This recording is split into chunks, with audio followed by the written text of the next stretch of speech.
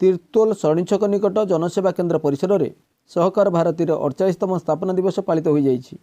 एही उपलक्षे आयोजित सभारे प्रदेश दुग्ध प्रकोष्ठर सह प्रमुख प्रदीप कुमार नायक अध्यक्षता करथिले। एथिरे ओडिशा प्रदेश साधारण संपादक सुनाशीष जेना जोगदेई सहकार भारती स्थापनार उद्देश्य और आगामी योजना संपर्क में आलोकपात करथिले। एही अवसर में जिला कार्यकारिणी घोषणा करा जायतिला। एथिरे सभापति भाव में जगन्नाथ जेना, साधारण संपादक जदुमणि साहू, महिला प्रमुख मीनाक्षी दास, संगठन प्रमुख जयलक्ष्मी महांती, एसएचजी प्रमुख जोगमाया नंद, पीएसएस प्रमुख जगन्नाथ प्रसाद स्वाई, समवाय प्रकोष्ठ प्रमुख रोहित महाराणा, मत्स्य प्रकोष्ठ प्रमुख स्मृति रंजन स्वाई एवं अन्य माने उपस्थित रही। यही अवसर में जिला कमिटीर घोषणा करा सहित एथिरे अन्यमानक मध्यरे समवायवित नृसिंह साहू, तपन बेहेरा, कैलाश जेना, दिलीप साहू, अक्षय साहू, विचित्रानंद भूया, भक्तिलता महांती प्रमुख उपस्थित रही। जदुमणि साहू धन्यवाद अर्पण करथिले। Report star media.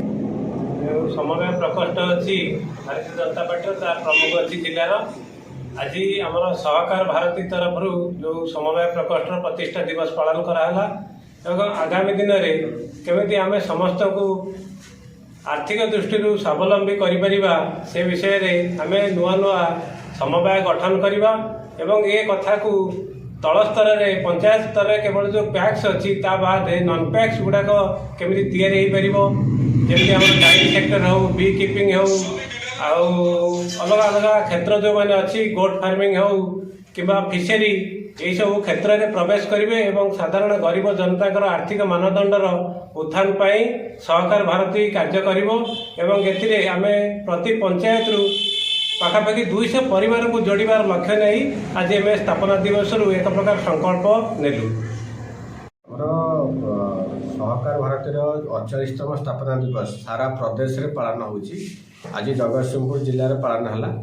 तो जगतसिंहपुर जिले में आमर आगामी दिन में सहकार भारतीर गोटे जिला कार्यकारिणी गठन होगी।